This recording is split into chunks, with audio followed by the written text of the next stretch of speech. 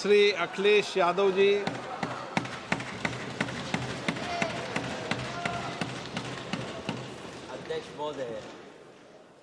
अध्यक्ष महोदय, मैं आपका धन्यवाद देना चाहता हूं कि इस महत्वपूर्ण विषय पे मुझे बोलने का मौका दे रहे हैं। मैं अपने साथी माननीय सदस्य गौरव गोगोई जी के से सहमत हूं। बहुत सारे महत्वपूर्ण उन्होंने बिंदु उठाए और अध्यक्ष महोदय,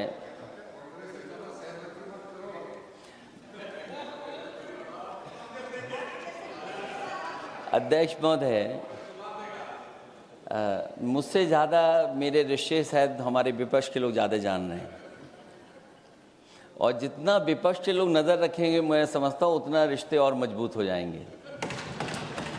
अध्यक्ष महोदय, मैं आंदोलन को बहुत दूर से देख रहा था और उस आंदोलन में जो जीत के बाद नारा लगा, एक नारा लगा अध्यक्ष महोदय, सरकार के खिलाफ नारा लगा कि सरकार को ये अहंकार था कि सरकार झुकती नहीं है, लेकिन उन्हीं नई पीढ़ी के लोगों ने ये वो नारा दिया कि झुकाने वाला चाहिए, सरकार भी झुकती है और सरकारों को झुकाना भी नौजवानों को आता है। सरकार झुकी और स्वीकार किया उन्होंने। जो करोड़ों नौजवान जो मांग कर रहे थे कि सबसे पहले जो मंत्री जी हैं वो इस्तीफा दें, और बिंदु दूसरे अलग हैं जो हम लोगों को जानकारी में मिल रहा है। अध्यक्ष महोदय, सरकार हर विषय पे स्वीकार किया है, लेकिन पता नहीं अध्यक्ष महोदय ये बात समझ में नहीं आ रही है कि सदन में उन आश्वासनों को क्यों नहीं रख रही है सरकार, जो सहमति बनी है। और उसके बाद अध्यक्ष महोदय, हम लोगों ने देखा कि जब मंत्री जी लौटे हैं, मंत्री नहीं रहे, उसके बाद सदन के बाहर उनका स्वागत किया गया। अध्यक्ष महोदय, जो स्वागत हुआ उसके लिए हमें कोई शिकायत नहीं है, लेकिन माननीय सदस्यों को कितनी बड़ी राहत मिली होगी, कितने बड़े संकट से बचाया उन्होंने। एक प्रधान जी को हटा करके प्रधानमंत्री बचा लिया आपने। और ऐसा अध्यक्ष महोदय आंदोलन किसी ने नहीं देखा जिस आंदोलन में नई पीढ़ी के लोग, कम उम्र के लोग निकल करके आ गए और जो नारे दिए गए। ये सरकार पिछले कई वर्षों से नकारात्मक प्रचार पर टिकी हुई थी, नकारात्मक राजनीति करती थी और न जाने कितने हजार करोड़ रुपए खर्च किए होंगे सरकार ने नकारात्मक राजनीति के लिए। लेकिन नई पीढ़ी को मैं बधाई देना चाहता हूं, उनके मनोबल को और उनकी एकता को, और जिस तरीके से उन्होंने प्रचार किया, अंततः सरकार को झुकना पड़ गया। भाजपा वचन नहीं देती, जुमला देती है। तो मुझे उम्मीद है कि सभी युवा नौजवानों का जो मांग की है उन्होंने, उन सभी मांगों को सरकार स्वीकार करेगी। और सरकार ये भी स्वीकार कर लिया होगा कि कोई दल मजाक में बना तो कितनी बड़ा दल बन गया। जो कोई चीज मजाक से शुरू हुई वो कितना सीरियस हो गई, और इतना सीरियस हुई कि हमारी सरकार लोकतांत्रिक हो गई कि जो उनको धरने पे बैठने दिया। सरकार लोकतांत्रिक थी कि उन्हें धरने पर बैठने दिया। हमने वो भी समय देखा है कि जहां पर धरने पर नहीं बैठने दिया, वर्षों वर्ष लोग बैठे रहे धरने पर, उनकी सुनी नहीं गई। इसी दिल्ली को घेरा था किसानों ने, और सरकार को लगा कि चुनाव आ गया तो सरकार ने तीनों काले कानून वापस ले लिए। जब सरकार घबरा जाती है, डर जाती है, तो सरकार स्वीकार कर लेती है। इसीलिए वो नारा मुझे अक्सर याद आता है कि झुकाने वाला चाहिए, सरकार भी झुकती है। जो विषय लाया गया है कि prevention of unlawful means act, सरकार को कम से कम ये बताना चाहिए था कि 2024 में जब ये लेकर के आए थे तो आज 2026 में कैसे पेपर लीक हो गया। और केवल गिनती के 1-2 पेपर लीक नहीं हुए हैं, ये ऐसा आंदोलन रहा जिसमें माँ बाप और नई पीढ़ी के लोग सब जुड़ गए। अगर हम ये माने कि 20 लाख बच्चों ने परीक्षा लिखी थी और उनके घर परिवार के सदस्यों को हम इसमें जोड़ दें, दादा दादी, माँ बाप और परिवार का कोई सदस्य, तो 5 लोग प्रभावित थे। और 5 गुना 20, 1 करोड़ लोग नाराज हुए सरकार से। और अक्सर हम पॉलिटिकल लोग हैं, हम लोग जानते हैं जब कभी आंदोलन करते हैं तो कितनी तैयारी करानी पड़ती है, गाड़ियों का इंतजाम, खाने का इंतजाम और इंतजाम। लेकिन ये पहला आंदोलन देखा कि जिसमें माँ बाप भी जुड़ गए और कहा कि जाओ बच्चों आंदोलन करो, हम आपके साथ हैं। ये पहला आंदोलन ऐसा देखने को मिला है। और केवल दिल्ली में नहीं हुआ ये, केवल दिल्ली में नहीं हुआ ये। अगर ये बात गलत है, अगर ये बात अध्यक्ष महोदय गलत लग रही है तो देश के होम मिनिस्टर साहब को ले आइए, वो सब एक्सप्लेन कर देंगे।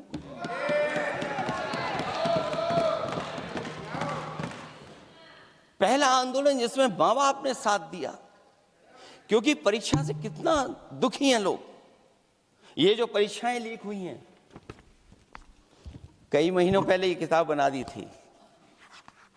और अध्यक्ष महोदय, जो लोग चढ़ावा चोरी नहीं बचा पाए, वो पेपर लीक कैसे बचा पाएंगे? जो भगवान के दरबार से दान गायब हो गया, दान चला गया, वो लोग पेपर लीक बचाएंगे?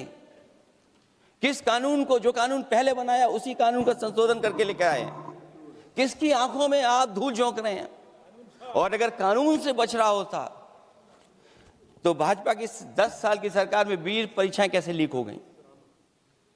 20 परीक्षाएं लीक हुई अध्यक्ष महोदय, जिसमें कोर्ट तक जाना पड़ा, उसके बाद परीक्षा रद्द हुई है। दरोगा भर्ती का पेपर लीक हो गया, जूनियर इंजीनियरिंग के भर्ती का पेपर लीक हो गया, ग्राम विकास पंचायत अधिकारी का पर्चा लीक हो गया, नलकूप चालक भर्ती का, यूपी टीईटी का परीक्षा लीक हुआ। और एक बार नहीं हुआ, 3 बार पेपर लीक हुआ यूपी टेट का। हाई स्कूल बोर्ड का परीक्षा लीक कर दिया, इंटरमीडिएट की बोर्ड की परीक्षा लीक हुई, इंटरमीडिएट का फिर परीक्षा का लीक हुआ, कई बार हुई। सिपाही भर्ती लीक हुई। आप सोचिए कितनी परीक्षाएं लीक हुई हैं। और नीट परीक्षा कोई पहली बार लीक नहीं हुई, दोबारा लीक हो गई, कानून बनने के बाद लीक हुई। सहायक प्रोफेसर भर्ती लीक है, लेखपाल भर्ती लीक हुई। यूपी जैसे स्टेट, जो सबसे बड़ा स्टेट है, जहां से प्रधानमंत्री चुन करके आते हो, वहां तक पेपर लीक हो जा रहा है। और जो संस्था परीक्षा एग्जामिनेशन करा रही है, वो एनटीए में भी आउटसोर्स कर दिया आपने। हम विपक्ष के लोगों को तो डर ये लगता है अध्यक्ष महोदय, कहीं ऐसा ना हो कि ये पूरी सरकार को आउटसोर्स कर दें। आउटसोर्स सरकार है, जो सबसे विश्वसनीय संस्था है, उसमें आउटसोर्स पे आपने कर्मचारी को रखा हुआ है। किस बात की जवाबदेही है? यही अकाउंटेबिलिटी है आपकी? कहीं अकाउंटेबिलिटी ये तो नहीं है, आप अकाउंटेबिलिटी को ये कहीं समझ बैठे हो कि अकाउंट को भर दे वो एबिलिटी वाला ही हमें चाहिए? कहीं वो अकाउंटेबिलिटी तो नहीं है। आप बताइए, एनटीए को आउटसोर्स किया हुआ है आपने। जिस संस्था की जिम्मेदारी है महत्वपूर्ण परीक्षा कराने की, उसमें सब आउटसोर्स। और ये सच कहा कि कांग्रेस पार्टी के माननीय सदस्य ने मांग की है कि वो हम लोगों को पता होना चाहिए आखिरकार कौन लोग थे जो आउटसोर्स होकर के बैठ करके परीक्षा में इस तरह की घोटाला कर रहे थे। आखिरकार जवाबदेही क्या है, किसकी थी? और फिर केवल नीट की परीक्षा की बात करें और परीक्षाओं की बात करें, अगर हम अध्यक्ष महोदय, जब से सरकार बनी है तब से सरकार की कोशिश रही है कि शिक्षा, परीक्षा और यूनिवर्सिटी का ताना बाना पूरा ध्वस्त हो जाए, उसको एक रंगी बना दें हम, उसमें अंडरग्राउंड अनरजिस्टर्ड लोग शामिल हो जाएं। ये पिछले जब से भारतीय जनता पार्टी की सरकार आई है तब से हो रहा है। और फिर शुरुआत कहां से होती है? क्योंकि आप नहीं चाहते कि देश के गरीब लोग पढ़ें लिखें आगे बढ़ें। सरकार ने सबसे पहले हमला किया प्राइमरी स्कूल पर, और प्राइमरी स्कूल कितने बंद किए हैं आपने? जहां से बच्चे की शिक्षा की यात्रा शुरू होती है। एक गरीब परिवार का बेटा, बच्चे कहां से पढ़ करके निकलते हैं? सबसे पहले प्राथमिक शिक्षा सरकारी स्कूलों से पढ़ करके निकलते हैं। हमारे बहुत सारे माननीय सदस्य होंगे, वो उन्हीं प्राथमिक विद्यालयों से पढ़ करके आज इस सदन तक पहुंचे होंगे। आपने सबसे पहले स्कूलों पे हमला किया, और प्राइमरी से लेकर के नौकरी तक पे आपने हमला किया है। युवाओं के भविष्य पर आपने चोट पहुंचाने का काम किया है। और जो प्राइमरी स्कूल जो आपने बंद किए हैं, वो इसीलिए बंद किए हैं आपने कि पिछड़े, दलित और गरीब के वर्ग के परिवारों के बच्चे पढ़ लिख न जाएं। क्योंकि आज भी अगर हम देखते हैं प्राइमरी स्कूल में कौन पढ़ने जा रहा है? सबसे समाज के गरीब परिवार के बच्चे पढ़ करने जा रहे हैं। सबसे पहला हमला आपने वही किया, और इसीलिए किया क्योंकि नींव पर ही अगर हमला होगा तो ये आगे नहीं बढ़ पाएंगे। जो आंकड़े सरकार के बताए गए हैं, 1 लाख से ज्यादा सरकारी प्राइमरी स्कूल बंद कर दिए सरकार ने।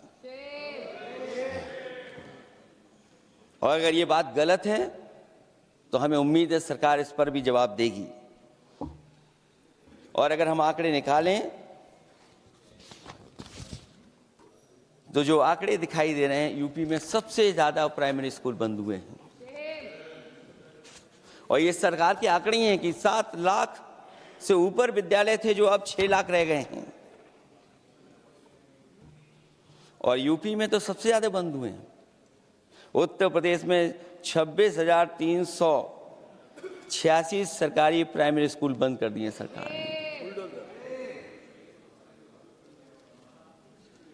और केवल प्राइमरी स्कूल बंद नहीं किए हैं, नौकरी पे भी हमला किया है। 69,000 शिक्षक भर्ती को लेकर के बड़े पैमाने पर घोटाला किया गया। और घोटाला इतना बड़ा है कि वो सभी कोर्टों में गए हैं और पिछले कई वर्षों से आंदोलन कर रहे हैं। कोई स्थान नहीं बचा अध्यक्ष महोदय जहां पर वो शिक्षक भर्ती के लोग न गए हों। मंत्रियों के यहाँ गए, आंदोलन किया है, हाई कोर्ट गए, सुप्रीम कोर्ट गए। लेकिन देखिए सरकार भी कमाल की है कि सरकार उनको नौकरी नहीं देना चाहती। और इसलिए नौकरी नहीं देना चाहती है क्योंकि उन्होंने भर्ती गलत की है, और भर्ती में जिन लोगों का अधिकार छीना है वो सबसे ज़्यादा पिछड़े और दलित परिवार के बेटे, जिनका अधिकार इस सरकार ने छीना है।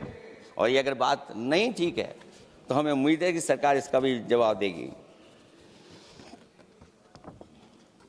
माध्यमिक स्कूलों को भी बंद किया जा रहा है, और बड़े पैमाने पे स्कूल बंद हुए हैं। और जो बोर्ड की परीक्षाएं लीक हुई हैं, पूरे देश में बड़े पैमाने पर बोर्ड परीक्षाओं के पेपर लीक किए गए हैं। अध्यक्ष महोदय, हम जानना चाहते हैं कि आखिरकार 10वीं और 12वीं के पेपर लीक क्यों हो रहे हैं? 10वीं और 12वीं के पेपर लीक क्यों हो रहे हैं? इसके लिए अगर कोई सरकार के पास जवाब हो तो बताएं।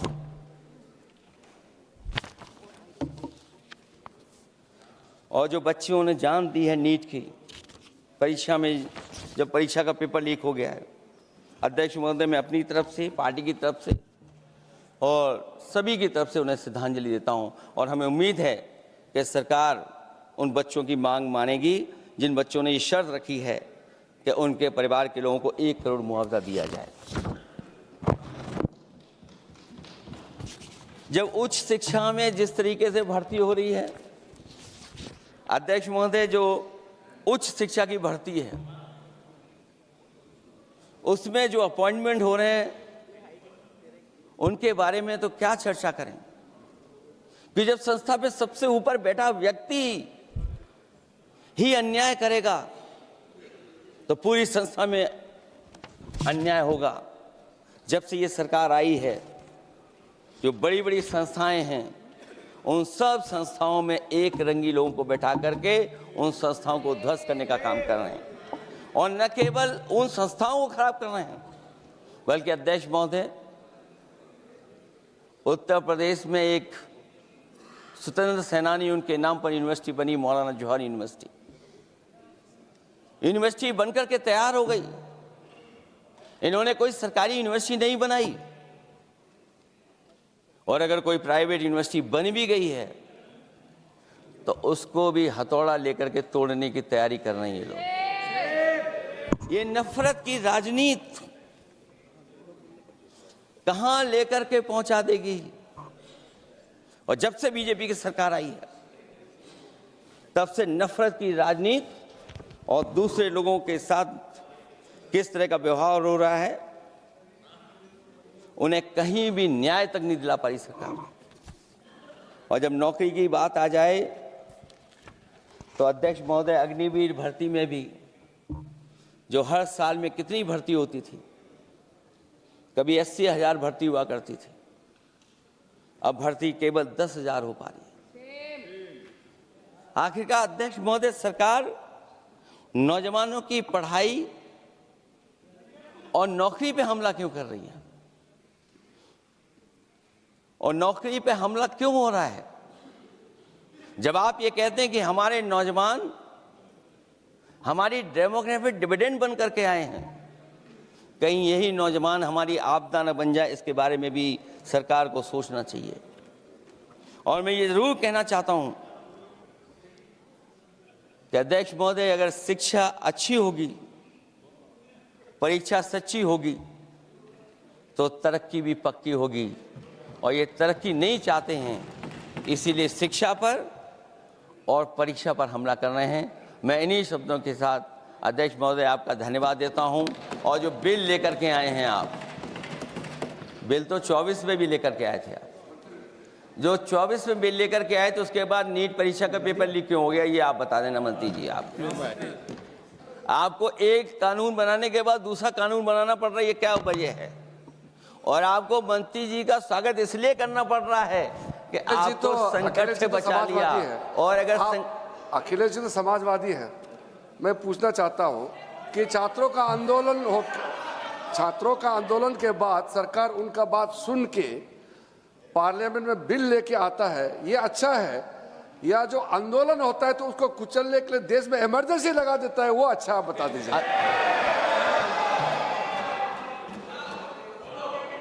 अध्यक्ष महोदय,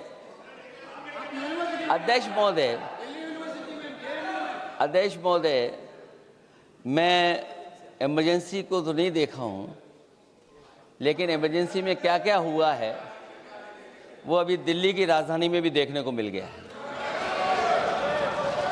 आंसू के गैस के गोले और लकड़ी में लगा हुआ कुछ कील का और कांटे की चीज़ें, उस समय करंट नहीं लगाया जाता था, इस बार करंट लगाया गया है। तो ये इमरजेंसी के बराबर ही हुआ है हमला, कम नहीं है। इमरजेंसी से कम अन्याय नहीं कर रहे हैं आप लोग। और याद करिए अध्यक्ष महोदय, अगर इमरजेंसी इन्हें याद आ गई है, अगर इमरजेंसी अध्यक्ष महोदय इन्हें याद आ गई है तो इमरजेंसी के बाद भी परिवर्तन हुआ था, और हमें भरोसा है कि इसके बाद भी परिवर्तन होगा। और अध्यक्ष महोदय, मैं आखिरी में कहना चाहता हूं, कानून से नहीं, नियत साफ होगी तब नीट का परीक्षा साफ होगी। सवाल कानून का नहीं है, आपकी नियत साफ नहीं है। और जिस समय आपकी नियत साफ होगी तो परीक्षा भी साफ हो जाएगी। और हमारे साथी जो कुछ और बातें उठा रहे हैं, आज मौका नहीं है लेकिन आपको भगवान भी माफ नहीं करेंगे, क्योंकि आप चढ़ावा चोरी में शामिल हुए हैं। और चढ़ावा ही नहीं, जो गुप्त दान था वो भी चोरी हुआ है, गुप्त दान। और ये पाप की श्रेणी में नहीं आता है, महापाप की श्रेणी में आता है। Akhilesh ji bill pay. और अध्यक्ष महोदय, आखिरी में मैं इतना ही कहना चाहता हूं, शिक्षा की रक्षा के लिए जो आंदोलन हुआ है वो हमेशा आंदोलन जीतेंगे। बहुत बहुत धन्यवाद, बहुत बहुत आभार प्रकट करता हूं आपका। Shri Abhishek Banerjee. Thank you, sir. I rise here today to